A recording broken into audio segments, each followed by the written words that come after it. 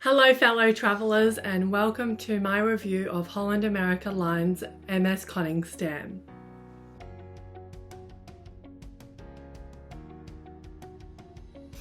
So I'm really excited to be able to talk about this ship with you. It's something that I can't stop talking about, this cruise ship.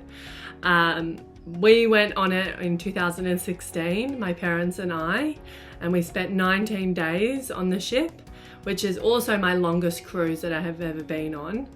And it is my favourite cruise still to this day. But we're in 2023 and it's still my favourite cruise. It was also its inaugural voyage, so that means that it's its first voyage that it's ever done, so that added a whole new layer of excitement on the ship, and I have really fond memories of it all. And I think as a young person, speaking about a ship by Holland America is quite different, because I think Holland America Line isn't very considered by young people to go on the ships that they have. Usually it's more like Carnival or Royal Caribbean. So I definitely want to give my perspective as a young person being on that ship. We were cruising from Civitavecchia, which is the port in Rome, and we cruised around the Mediterranean. This video is only going to be talking about the ship though. I'm not really going to talk about which ports we went to, because that's something that I'm not reviewing that, I'm reviewing the ship. But it was beautiful. We were able to have a port stop every day, almost every day, hardly any sea days, probably. I honestly cannot remember how many sea days, but there was lots of port stops. We saw the Mediterranean, and it was a really good way to be able to see a lot more of Europe. It was just beautiful. So I'm really excited to be able to dive deep into my experiences on board the MS Koningsdam, and hopefully convince you, if you ever have the opportunity to go on the ship, to go, because it is fantastic. I want to give a rough overview of Koningsdam first. So Koningsdam is able to hold 2,650 guests. It is 975 feet in length and 114.8 width in feet. It is actually the winner of the Best Midship award, and it also won Best New Cruise Ship in 2017, which is a year after it was started sailing. So that's a bit of facts for you about the ship. So on board a cruise ship, you'll always have a buffet restaurant and the dining room. So those two restaurants are included in the cruise fare, and you can go there as much as you want and eat as much as you want at both. So the buffet area on MS Koningsdam was the Lido market, and the dining room's just called the dining room. Both experiences there were really, really good. There was lots of different food options, good variety, and you're able to order as much or as little as you want, even in the dining room. Have a dessert, have a main, and have an entree. You're there to experience it, and you've paid for those options. So it's a really good way of trying new foods, and both experiences there were really, really good. And a buffet is always such a good idea because people can get exactly what they want. Both options are open for breakfast, lunch and dinner. Me and my parents would go to the buffet for breakfast, and maybe get some more food during the day, but we will always go to the dining room for dinner. Now, on board ships, there are specialty dining restaurants as well. So they are not included in the cruise ship fare, they are extra. So a couple of examples on board Koningsdam was the Pinnacle Grill, Seldemar, Canaletto, and there was a Dutch cafe as well that was not included. and tamarind as well. And up on pool deck there was the dive-in bar, which had like pizzas and burgers and stuff, but I believe that was included, that wasn't specialty. So there's heaps of options on board, and cruise ships try and cater to all sort of cuisines, and if you want to spend more you can as well, and treat yourself to a nicer dinner in those specialty dining restaurants. We loved the dining room and we loved the Lido buffet.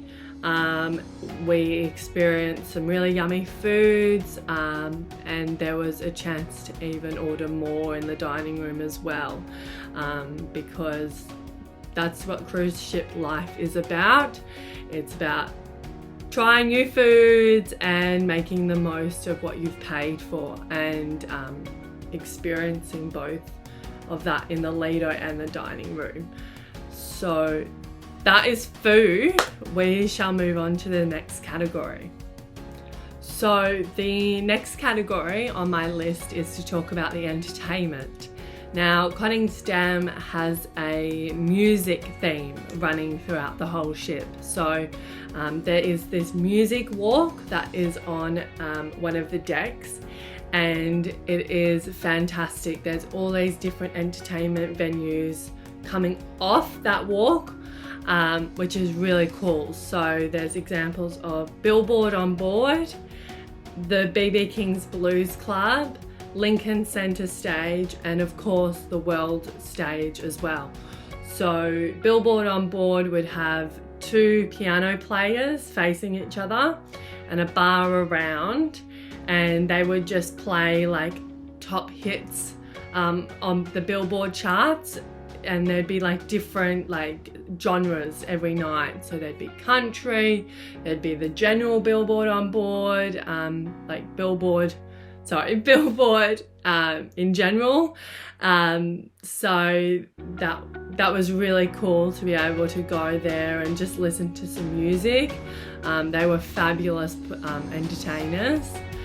And then near that was the BB King's Blues Club, which was my favourite. Absolutely loved it there. It was blues music and soul music, and there'd be a dance floor, and then there would be the band playing on a little stage, and it would be a lounge as well, so you could literally just come and sit and watch some blues music being played. And ever since that cruise, I have listened to so much more blues music and soul music, Motown as well, that sort of genre. And that is coming from a 16-year-old. I fell in love with that sort of music back then.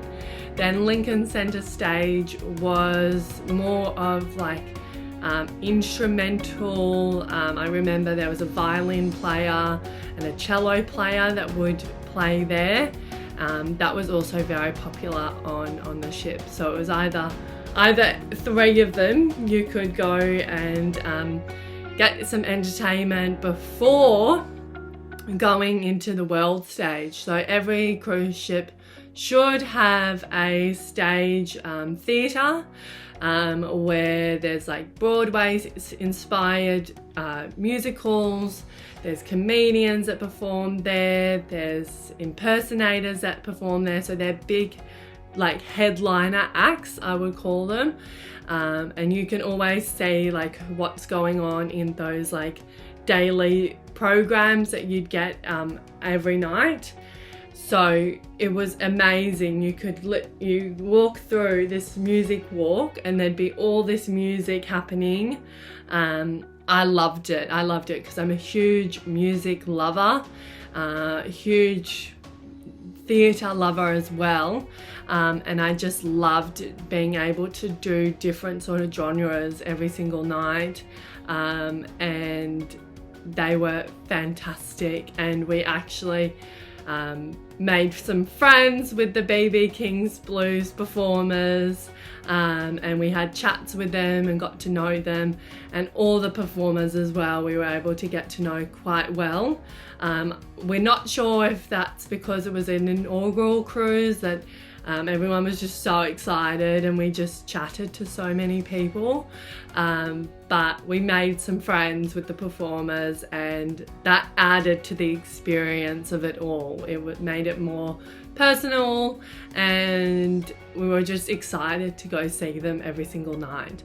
So entertainment was a huge plus on board the Koningsdam. Also forgot to mention in that little section that there's a new themed music area on board, the Rolling Stones Rock Centre. So now that's another genre that is able to go and participate in, which is really cool. I think that would be a really awesome addition. If you go, and let me know how that is on board. I think that would be really fun to go watch.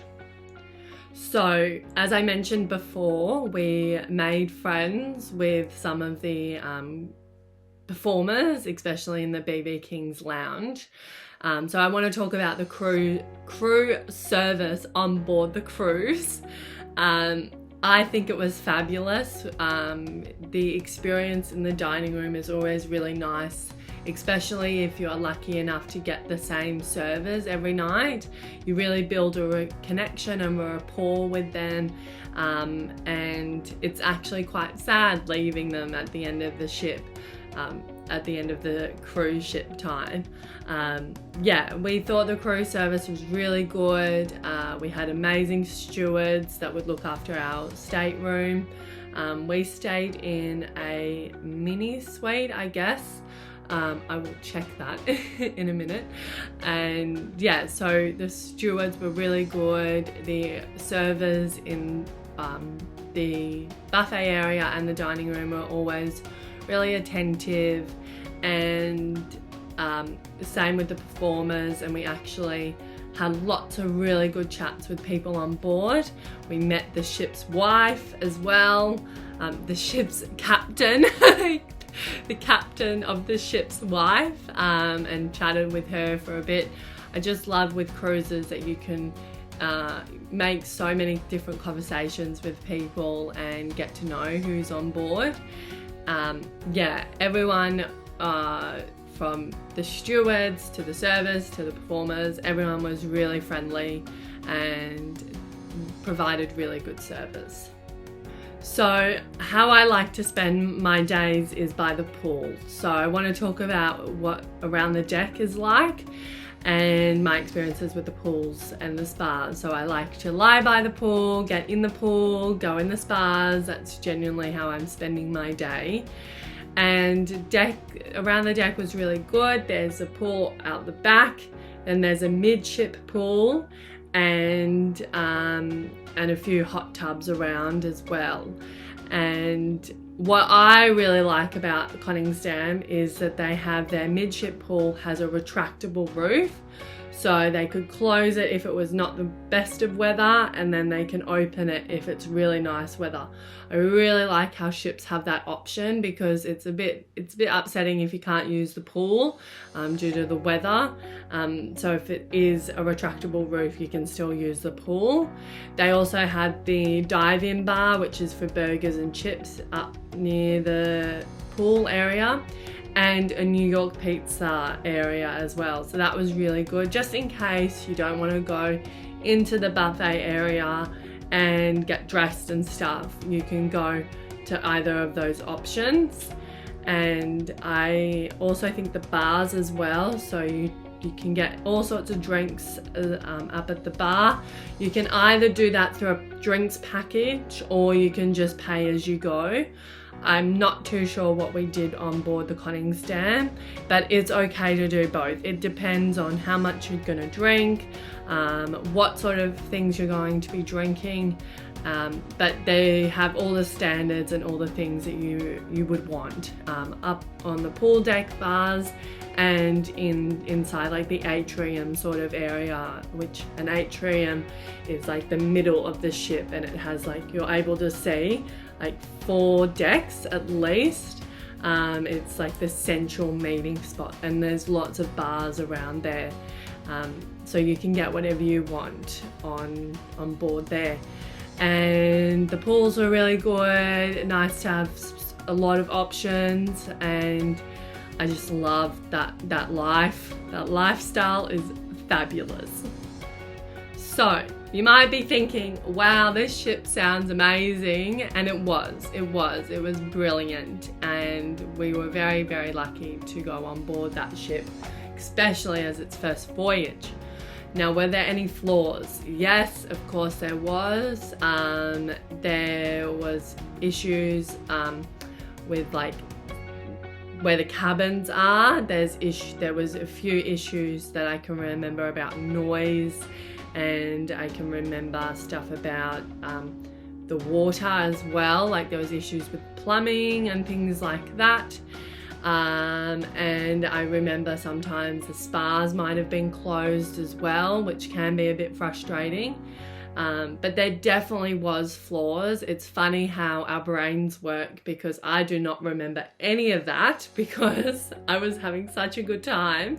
It's only afterwards and my parents reminding me that there was some things that were wrong with the ship, and that's to be expected. It was its first voyage, and want to make a note now that anytime you go on a cruise, there's going to be something wrong with the ship. It's just how it is. There's always going to be something happening, and one issue that I see a lot is something to do with the pools. They either closed it or they closed the spas or whatever. There's always going to be some issues going on, but their flaws were okay, and we were expecting them, and it's just how it works. And cruise ship companies are genuinely really good at communicating what's happening to you, or if you're frustrated about something, they'll give you credit, or they'll give you just compensation. They're really good at handling those sort of things, so it will work out, and of course it is expected. But so I just want to talk about the overall vibe before I go into my rating. So I remember distinctively when we would go off on a port day, going off the ship and then coming back on, I felt like I was coming home. And that is something that I have never experienced before this ship. And after, yeah, there was one other ship that I felt like that, but it was such a lovely feeling. We felt like we were home again, and I don't know if that's because we spent 19 days on the ship. So we were really used to it, and it did become like home for us, but the vibe was just super welcoming and comforting, and I just remember distinctively feeling like that after a port day. You know, you're very busy, you're wanting to see as much as you can within the day, but it was just like feeling like coming home. And also when we left after 19 days, I was so upset. I was really like, no, didn't want it to end, could have kept going for a few more days. And I think that's testament to how good the ship is. If you can spend 19 days on the ship and want more, that is fabulous. So good job, Holland America. It was just so upsetting to leave that ship, and I would go back on it for sure. I would love to see how it's like now.